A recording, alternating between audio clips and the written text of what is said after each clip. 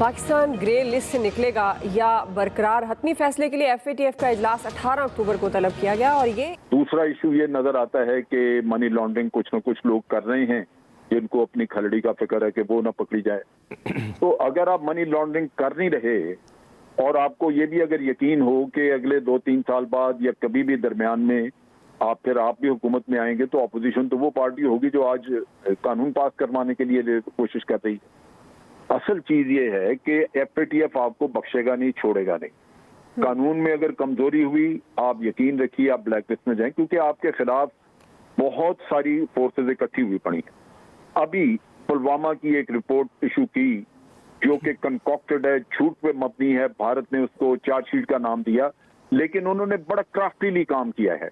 उन्होंने आपको FATF में धरने के लिए उसमें बड़ा जबरदस्त काम किया है कि 10 लाख रुपया उसमें भी मनी लॉन्ड्रिंग का दिखा दिया उन्होंने कि जनाब जो धमाका हुआ उस पे इतने पैसे मांगे गए, लिहाजा इतने पैसे लगे, 40 लोग उनके मारे गए, लेकिन 5.5 या 6 लाख रुपया खर्च आया उस धमाके पे, और ये पाकिस्तान से फलां तरह गया, इस तरह गया। ये चीज आप भुगतेंगे।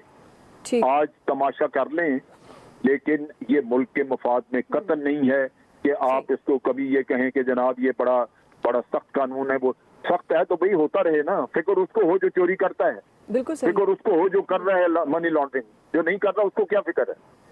तो ये बिल्कुल मैं समझता हूँ ज्यादती कर रहे हैं। इस वक्त कानून पास होना चाहिए। मुल्क के मुफाद में यही है कि आप सख्त से सख्त कानून लेके जाएं वहाँ पे, और आप वहाँ से एक ब्लैक लिस्ट से बच के तो बाहर आए। जी शकील, मेरा ये ख्याल है जो FATF का मसला है वो दहशतगर्दी के हवाले से जो फाइनेंस की जा रही है उनका बुनियादी मकसद ये है कि उसको रोका जाए। अगर इस हवाले से कोई शिक है तो बिल्कुल वो एक कौमी सलामती का मसला है। अपोजिशन को जिम्मेदारी का मुजाहरा करना चाहिए और इन कवानीन को पास कर देना चाहिए। जी बात सुन ले। मैं सिर्फ ये वादे करना चाह रहा हूँ कि जो पहले कवानीन हैं उनको अनसेटिस्फैक्ट्री करार दिया गया है। 13 पॉइंट्स उन्होंने हवाले किए हैं और उन्होंने 2 उसमें चीजें शिकें आपके लिए या 2 पॉइंट्स आपके लिए रखे हैं। एक तो ये कि कानून इतना सख्त होना चाहिए कि ये मनी लॉन्ड्रिंग ना हो सके, क्योंकि मनी लॉन्ड्रिंग जो है वो इंटरनेशनल मॉनेटरी सिस्टम को तबाह कर रही है। सो ये इल्जाम है पाकिस्तान को और धमकी दी है उन्होंने कि अगली दफा बख्शेंगे नहीं। दूसरा जो उसके साथ उन्होंने पॉइंट रखा है टेरर फाइनेंसिंग का, उसने ये कहा है कि जनाब ना सिर्फ ये आप रोकने के लिए कानून बनाएं बल्कि उसमें सख्त सजा देने का कानून बनाएं। तो ये 2 पॉइंट्स उन्होंने पकड़ा के वहां से चलाया आपको, और ये तैयार रहें कि अगर ये कानून भी पुराने कानून की तरह ही आपका कमजोर गया तो फिर ब्लैक लिस्ट में आप आइए, ब्लैक लिस्ट में हो जाएंगे। जी लतीफ चौधरी साहब, दुआ मैं जरा कहना चाहूंगा कि जिन मुल्कों में ये पैसा जा रहा है, जिन मुल्कों में पैसा लैंड कर रहा है, क्या उन्हें नहीं पता कि उनके मुल्कों में मनी लॉन्ड्रिंग के जरिए पैसा आ रहा है और कौन लेकर आ रहा है? तो वो उनके खिलाफ कार्रवाई क्यों नहीं करते? हर किस्म की जिम्मेदारी पाकिस्तान के ऊपर ही आयद होनी चाहिए इस किस्म के मामलात में। वो हीड़े पे कड़ाम होता है ना, जिसे हम कहते हैं हीड़े पे कड़ाम। जनाब मेरा इसमें पॉइंट ऑफ व्यू ये नहीं जी, क्वेश्चन तो उठते हैं, सवाल तो सारे उठेंगे ही, लेकिन अगर बात आप सारे मेरी भी सुन लें, आप बिठा देंगे, किसी मस्कीन आदमी की भी सुन लें, क्योंकि आप सारे ताकतवर लोग हैं तो हम जैसे मस्कीन भी जनाब मेरे पास वक्त कम है, मैं इसी को आपका तज्जिया कंसीडर करूंगी। असल देखें बात पता क्या है कि FATF का जो कानून है या जिनका हमें अब बताया जा रहा है, अपोजिशन है या चाहे गवर्नमेंट है या डीप स्टेट है जी, ये कोई उनसे ढुकी छुपी बात नहीं है कि उसमें क्या मांगा जा रहा है क्या नहीं किया जा रहा, ये सबको पता है।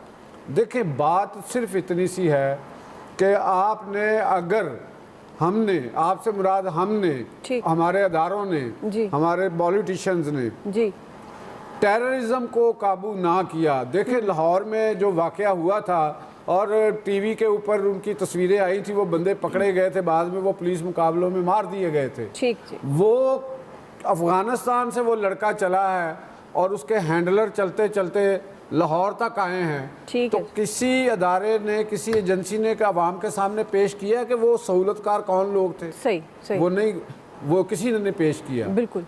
मसला ये है कि आज भी NCP के नाम पे गाड़ियाँ हजारों की तादाद में स्मगल होकर पाकिस्तान में आ रही हैं, अफगानिस्तान से पाकिस्तान के एरिया में आ रही हैं और वो चल रही हैं इधर। सही, 5-5, 6-6 करोड़ रुपए की गाड़ियां चल रही हैं, वो किस तरह चल रही हैं, कौन चला रहा है उनको, कैसे वो निकल के आ रही हैं जी। तो ये हमें अपनी सरहदों को एक तो बंद करना पड़ेगा। ठीक है अब जी। जब तक हम ये काम नहीं करेंगे, याद रखिएगा, अवाम भुगतेगी, जो ऊपर मुक्तदर हल्के हैं वो ठीक है नहीं लतीफ भुगतेंगे। साहब, मुझे ये बार हमारा मसला है। बार कहा जा रहा है टाइम कम है, प्लीज फैसल हुसैन साहब।